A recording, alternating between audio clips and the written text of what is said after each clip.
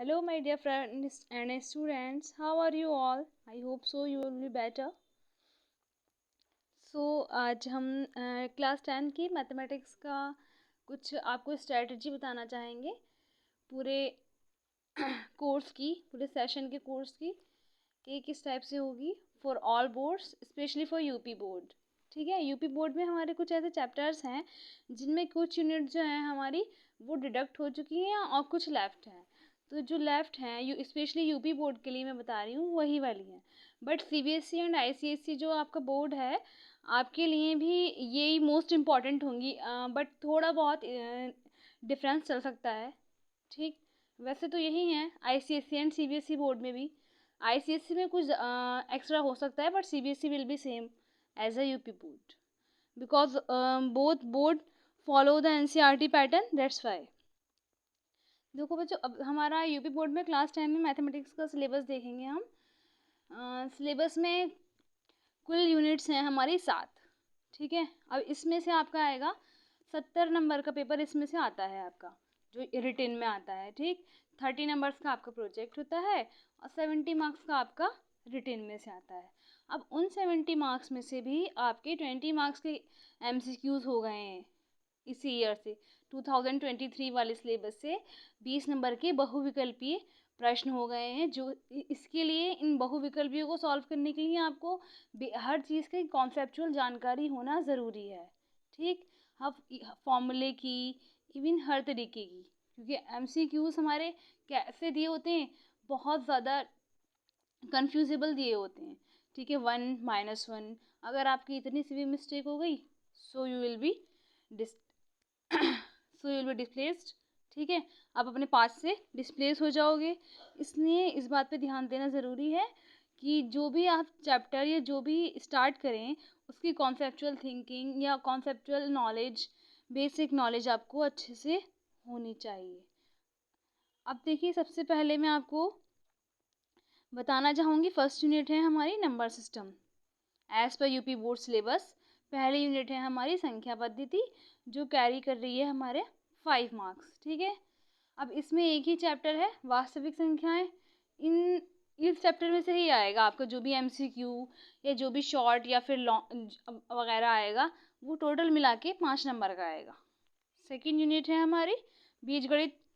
इसमें 2 चैप्टर हैं, दो चर वाले रैखिक समीकरण और द्विघात समीकरण।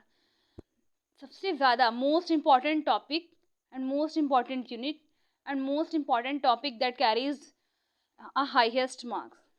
अलजेब्रा जो है वो ऐसा टॉपिक है जो कि इवन किसी भी बोर्ड में बहुत ज़्यादा मार्क्स कैरी करता है, और यहाँ भी आपके 18 नंबर कैरी कर रहा है। ये बीजगणित, हमारा बीजगणित के 2 चैप्टर हैं हमारे, दो चर वाले रैखिक समीकरण और द्विघात समीकरण। इन 2 चैप्टर में से 18 नंबर का आएगा। ठीक, तो ये मोस्ट मोस्ट मोस्ट इम्पॉर्टेंट है। मैथ्स कैसे आती है? प्रैक्टिस से आती है।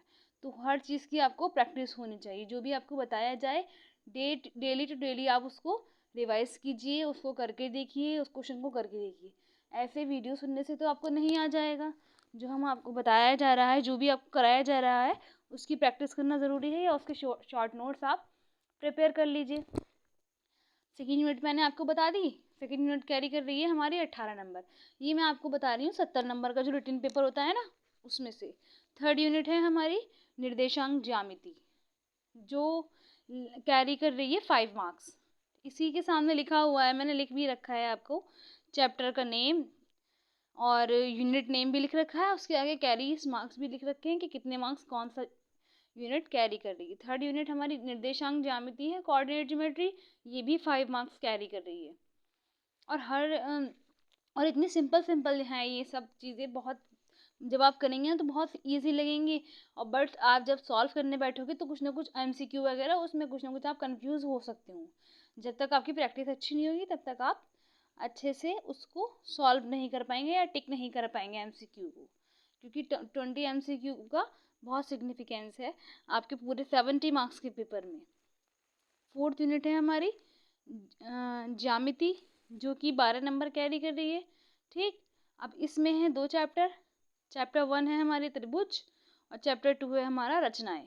ये भी सेकंड नंबर पर जो हाईएस्ट मार्क्स कैरी कर रही है वो कैरी कर रही है हमारी ज्यामिति, ठीक है, ज्योमेट्री जिसे बोलते हैं, 12 नंबर कैरी कर रही है। यूनिट अब आते हैं अब हम नेक्स्ट यूनिट 5 पर। यूनिट 5 है त्रिकोणमिति। ये कुछ नया है आपके लिए, इसके लिए ये बिल्कुल न्यू है आप लोगों के लिए चैप्टर, ठीक। तो इसका इंट्रोडक्शन वगैरह इसकी या तो हम पहले ये स्टार्ट करेंगे या निर्देशांक ज्यामिति से स्टार्ट करेंगे। ट्रिग्नोमेट्री आपके लिए बिल्कुल न्यू है और थर्ड नंबर पे हाईएस्ट मार्क्स जो कैरी कर रही है वो ट्रिग्नोमेट्री ही कर रही है।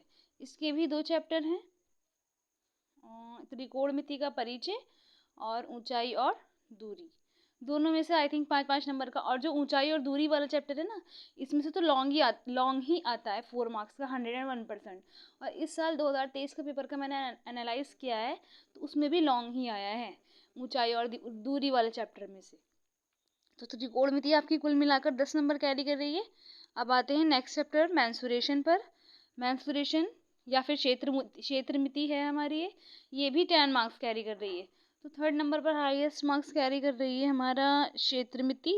इसके 2 चैप्टर्स हैं। चैप्टर नंबर 1 वृत्तों से संबंधित क्षेत्रफल, चैप्टर नंबर 2 पृष्ठीय क्षेत्रफल और आयतन, ठीक।